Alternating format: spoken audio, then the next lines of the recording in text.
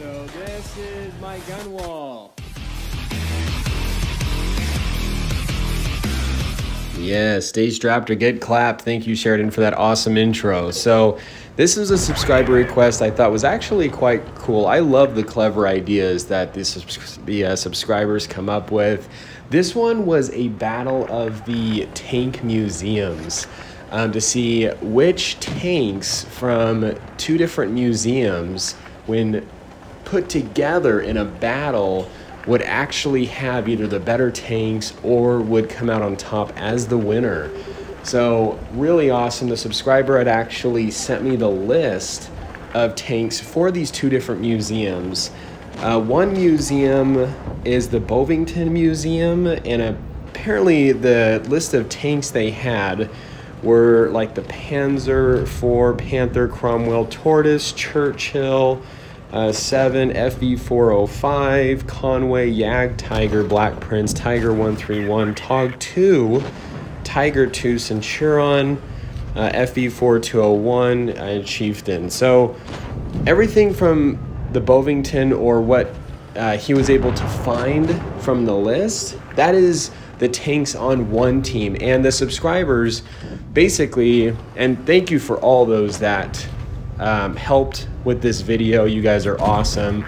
You guys are what makes these videos. I just posted the list of tanks that each museum had, and the subscribers were able to choose what they wanted. Shout out to those that were in the lower tier tanks. Those are a bit more difficult to play, especially that's like basically +4, sometimes 5 matchmaking, coming across like a tier 10 when you're like in a tier 5 or 6. So ultimate challenge there. The other museum that the Bovington is battling in this video is the Kubinka, and I apologize if I'm pronouncing these wrong.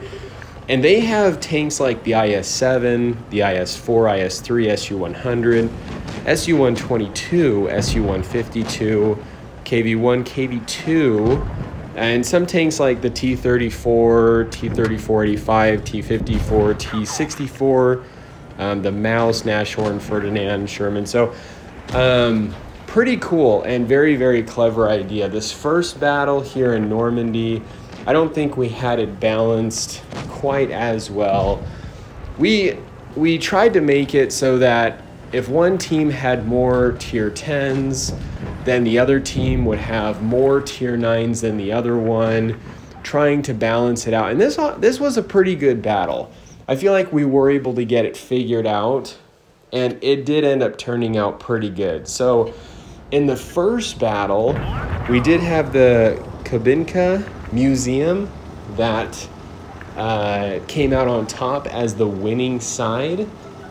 We're going to go in here for the next round. The third round, we do use a different map. I was planning on using a different map for the second round, but I forgot to change the map location for the battle. Now, I've never been to one of these tank museums. I think some of my subscribers have mentioned to me that they have been to these. I think it would be way cool.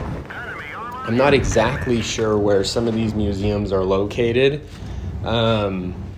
but I'm guessing they're probably very, very far away from where I am, just given that I'm on the western side of the United States. So maybe if I ever make it out, I'm guessing that these museums are, I didn't really look it up, but I'm guessing that these museums are probably in Europe somewhere, Russia or England. I'm not exactly sure. I've seen pictures of some of these tanks, and there's something about seeing pictures of the real tanks, especially like after playing Blitz. It gives kind of this really cool feel to the game. I don't know, for me it does anyway, just knowing like, wow. And it's kind of funny because you think when looking at the tank in real life, or a picture of what it looks like in real life, that how you perform or how you play with that tank in Blitz is really how that tank performs in real life. But that's that's not the case, I'm pretty sure, at all, as Wargaming does a lot of things within Blitz to make it balanced, or try to make it balanced. We know it's not perfect. And yeah, I'm sure the armor differences, and there are some things that Wargaming toys with, like reload, and obviously in real life tanks don't have hit points. So when you go to a tank museum and you're looking at the plaque or description, it doesn't say the Object 268 has, you know, 2,000 hit points. So, but I would love to go to some of these museums and actually see these in real life. Let's go. I love sometimes watching the YouTube videos of some real tanks and just driving around. I think they do like Tank Fest. You'll have to let me know if any of you guys have been there, because that sounds really cool. They actually take some of the real tanks, and I'm not sure if they come from these museums, but they drive them around. I think it'd be way cool if they drove like the Mouse or something around. That would be so epic. I can just imagine a tank that weighs like 188 tons, I think is what it is. Just how much like the ground would just rumble beneath you when that thing drives around.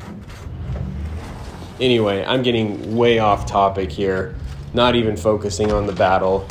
So in the second battle, it was the Bovington Museum that had won. So it's a tie, even though the first one wasn't really completely fair. But you know, what the heck, we do these rooms for fun. And looks like we got the Cromwell and the Type 64 going at it. And really smart of the Cromwell to call for help.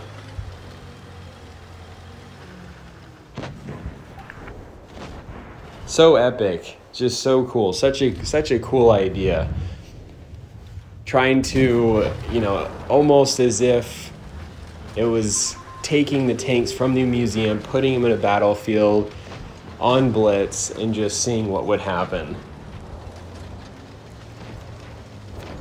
It's sometimes really interesting in some of these challenges and these video ideas that we do, what some of the lower tanks are even capable of against some of the higher tier tanks. Sometimes it's a little impressive.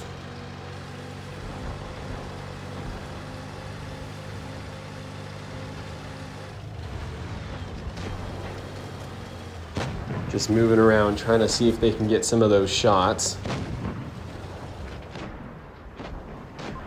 Oop.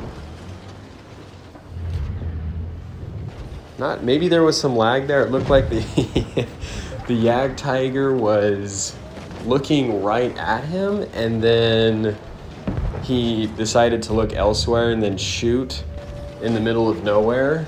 But now I see what was going on. It might have been just a little bit of lag.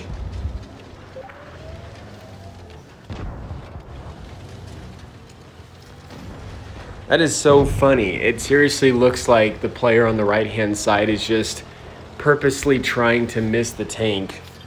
It looks like he's aiming like elsewhere even after seeing the tank, and then it goes somewhere else. So I'm not sure. There's like a little bit of lag on the player on the right side. It's like got Super Mario 16-bit movement going on here.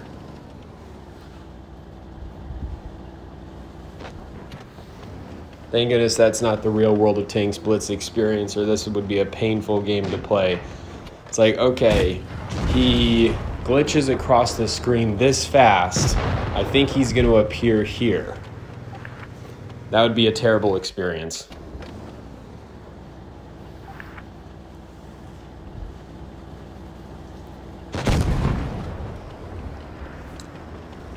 So we got just this mouse left. Wow, that is so glitchy on the right-hand side, but thank goodness we got this replay over here on the left-hand side.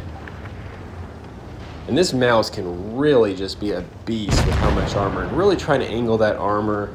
So honestly, really awesome. Very good idea. Keep the ideas coming. Thank you also, Garion, for helping with putting these replays, these videos together after we do the rooms. You guys are awesome. Stay cool and keep tanking.